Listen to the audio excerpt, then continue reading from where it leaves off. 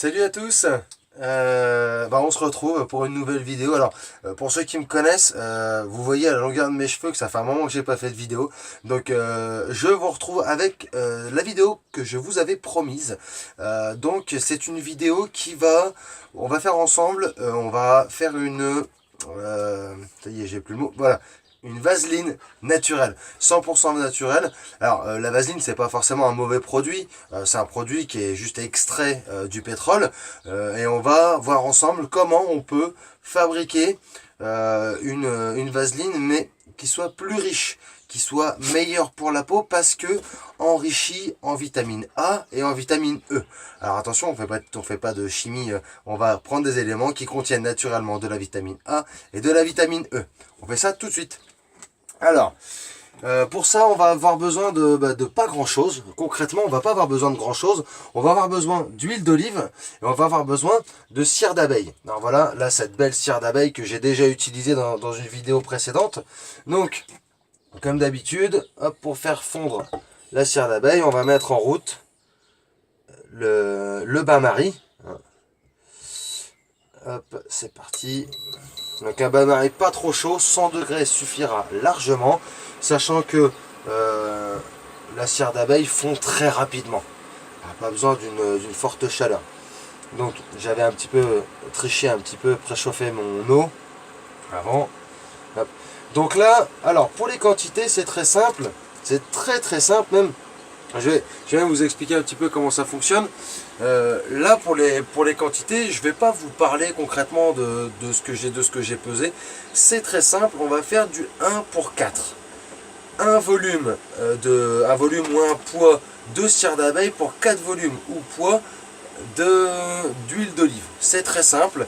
Et après, il sera à vous soit le diluer, soit de le rendre plus solide. Moi, c'est un ratio que j'aime beaucoup. On va obtenir ce genre de pâte là comme ça. Voilà, où on va l'utiliser comme ça. On va pouvoir s'en servir pour plein de trucs. On en reviendra à la fin de la vidéo. Mais moi, 1 pour 4, c'est comme ça que je l'utilise. Vous pouvez le faire comme ça. Si toutefois la texture ne vous plaît pas, que c'est trop solide ou trop liquide, vous le faites refondre et vous rajoutez soit de la cire d'abeille, soit de l'huile d'olive pour le rendre plus ou moins épais, liquide comme vous le souhaitez. L'important là-dedans, c'est que ce soit nomade. On peut l'emmener partout. On va voir quand on peut le mettre dans un pot qui ferme. Ça dure très longtemps et surtout voilà, ça peut être utilisé pour tout. Pour les lèvres, pour la peau, mais on y reviendra après. On va là s'orienter un petit peu vers notre bain-marie. Hop, ça chauffe. Donc là, pour l'exemple, là j'ai pris 25 grammes de cire d'abeille et 100 grammes d'huile d'olive. Donc là je le mets gentiment.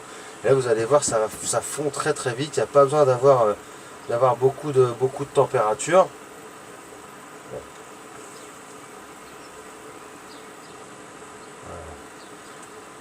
Gentiment, tout en douceur.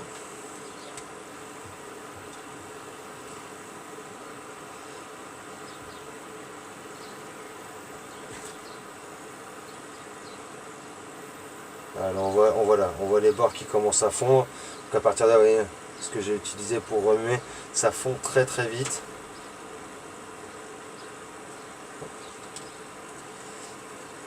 Bon, par contre, voilà, on évitera de mettre des grosses quantités, des gros morceaux d'un coup. On va attendre que ça fonde un peu avant de mettre le bout précédent. C'est juste pour éviter d'avoir une grosse masse au milieu et de chauffer trop l'huile. C'est important aussi de ne pas trop chauffer l'huile. Il ne faut pas, alors je sais qu'avec un bain-marie c'est compliqué à vérifier, mais il ne faut pas que l'huile fume. Sinon, ça veut dire qu'on lui fait du mal.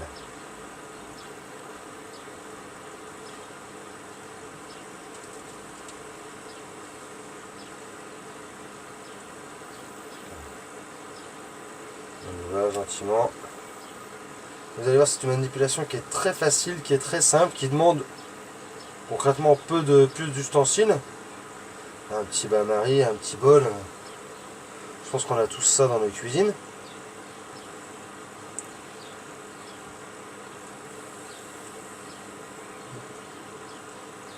Voilà. Superbe. Donc là on va le laisser juste fondre un petit peu. Donc pour le conditionnement, comme pour l'exemple que je vous ai montré, voilà, comme d'habitude du recycling, toujours comme des dingues. Donc voilà, on a les petits pots dessert. Ça je sais pas, c'était peut-être de la compote d'un pot dessert quelconque. Voilà, ça fonctionne très bien. Ça, et après pour le nomadisme, ou alors pour le côté joli, si vous voulez l'offrir ou si vous voulez faire quelque chose de joli, il y a des petits pots en verre comme ça. Alors là c'est un petit hommage, c'est un cadeau, bon, c'est vide, hein, c'est un cadeau que mon ami m'a fait, une terrine de Corse. Elle n'est pas restée longtemps d'ailleurs dans la terrine. Bref, et donc voilà, ça c'est parfait, ça se ferme. Alors, vous allez peut-être y penser ou pas, moi la première fois que j'ai fait du baume, parce que c'est comme ça que je l'appelle, je n'y ai pas pensé et je m'en suis mordu les doigts. Toujours pensé à prendre un pot qui soit pas plus profond que la profondeur de son doigt, parce que pour aller chercher le baume, c'est plus simple. Je sais que ça paraît dérisoire de le dire comme ça, mais je peux vous assurer que si on n'y pense pas, on se retrouve un peu dans l'embarras. Donc, ça c'est fait. Donc là, pour l'exemple, on va choisir le pot, les deux pots en verre, qui ont quand même le gros avantage de pouvoir être refermés. Et puis le pot là, qui peut être utilisé à la maison, comme ça reste comme ça ne contient pas d'eau. Donc c'est pas quelque chose qui va être soumis au développement bactérien ou au pourrissement ou à tout ce que vous voulez. Ça ne contient pas d'eau, c'est que de l'huile et de la cire. Donc ça peut rester comme ça ne périme pas. Voilà, c'est un produit qui est assez formidable et assez magique. Vous verrez, on en reparlera après. Voyez, alors là c'est magnifique.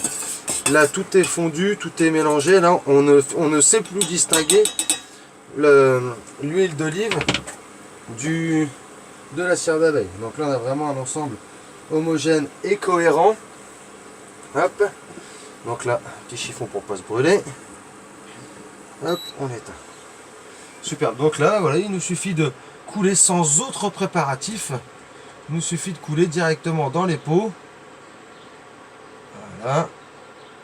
Hop. Et voilà. Formidable. Ok. Donc là j'ai toujours, voilà, il y a toujours ce qu'on peut voir, vous allez voir, ça prend assez vite. Donc je le remets sur mon bain-marie éteint et je le remettrai les petites gouttes qui restent au fur et à mesure pour être sûr d'avoir bien tout enlevé sur mon bol. Donc vous voyez, ça commence déjà à figer. Donc oui, évidemment il faut le laisser refroidir. Ça va durer quelques heures, selon quelques minutes, quelques heures selon le climat qu'il fait. Là on a un climat qui est assez printanier. Donc ça va mettre quelques petites heures à être figé complètement. De toute façon, ça je l'ai fait un petit peu avant. C'est vraiment le résultat final, c'est celui qu'on va obtenir. Donc hop. Alors c'est celui-ci après. J'ai fait celui-ci que j'ai aussi remué. On peut faire ça aussi pour casser les trucs qui se trouvent un peu sur le dessus. À cœur c'est un petit peu plus souple. Donc là par exemple, celui que j'ai fait ce matin, voilà, on tient vraiment un baume quoi. C'est exactement le terme, nous, c'est comme ça qu'on l'appelle. C'est même d'ailleurs mes enfants, j'entends mon petit dernier me dire « Papa, tu me mets du baume !» C'est tout à fait charmant. Donc vous voyez, par exemple, les tatouages, quand on a une peau un petit peu sèche, ils ont tendance à être un petit peu ternes. Et voilà, quand on met du baume, on nourrit. Donc on va nourrir la peau en profondeur, on va la protéger. Donc la cire d'abeille, elle va permettre de protéger... Elle va permettre de protéger du vent, des intempéries, elle va protéger du froid, elle va protéger de la sécheresse, elle va être cicatrisante, elle va être apaisante. En termes, voilà, quand on a des petits bobos, on peut vraiment remplacer la vaseline par ce baume. J'entends par là les petites blessures qui sont superficielles, les petites voilà, les petites irritations, on va pouvoir les utiliser. Pour les lèvres gercées, le baume mis en application comme un lipstick, on a envie de dire, la nuit ou quoi, juste avant d'aller coucher, c'est très bien, même la journée, c'est pas un problème. La seule chose, c'est pas vraiment un point négatif parce que ça peut être ça peut être arrangé, c'est on va dire le goût et éventuellement l'odeur qui n'est pas non plus comme là tout de suite ça sent la cire d'abeille, ça sent pas concrètement la cire d'abeille quand on le dépose sur ses lèvres, ça sent pas directement l'huile d'olive, mais on peut, les gens les plus tatillons là-dessus vont pouvoir sentir quelque chose. Ce qu'on peut faire, moi je ne le fais pas parce que je l'utilise sur les enfants, mais on va pouvoir utiliser aussi des huiles essentielles. On les mettra juste avant, dans le bain-marie, juste avant de les couler, Excusez-moi, c'est mon chien. Il est là, il veut participer à la vidéo, le pauvre. Et donc, juste avant de le couler dans l'emballage, on va mettre quelques gouttes. Donc là, on va pouvoir s'orienter vers des... Alors là, je regarde, je consulte un petit peu mon petit tableau. On va pouvoir s'orienter vers des... Voilà, il y a du tea tree, dans de l'arbre à thé. On va avoir donc pour le côté protection. On va avoir aussi pour le côté antiseptique du citron ou de la citronnelle.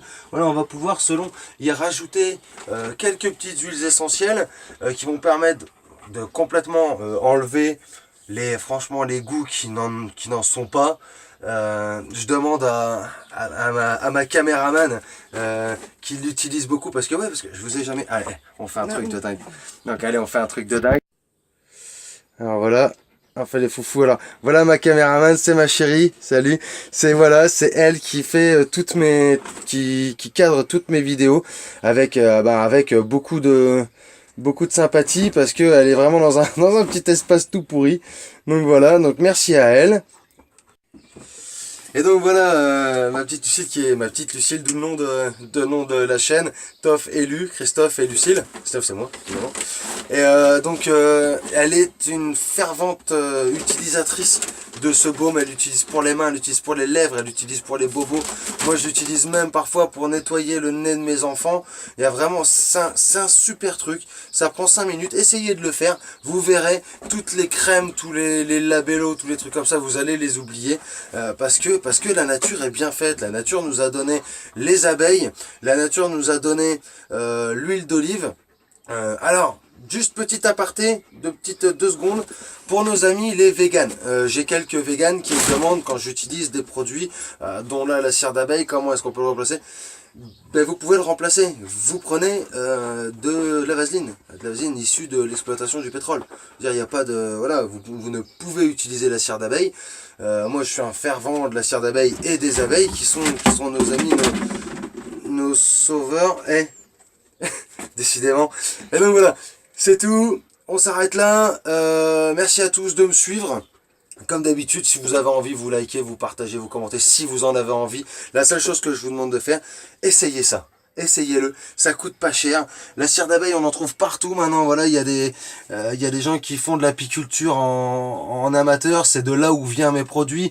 L'huile d'olive, ça se trouve dans tous les magasins. Et le reste, c'est tout ce dont on a besoin. Ça et allez, 5 minutes de votre temps, 10 minutes de votre temps à tout casser. Et là, vous allez, vous voyez, ça commence déjà à figer. Et là, vous allez obtenir, voilà, un produit quasiment miraculeux. Voilà. On se retrouve super bientôt, on va refaire un savon. On va refaire un savon ensemble parce que ça fait longtemps qu'on n'a pas fait de savon, donc on va faire du savon. Merci à tous d'avoir regardé la vidéo. Je vous dis, amusez-vous, faites du savon, faites du baume, éclatez-vous. Ciao.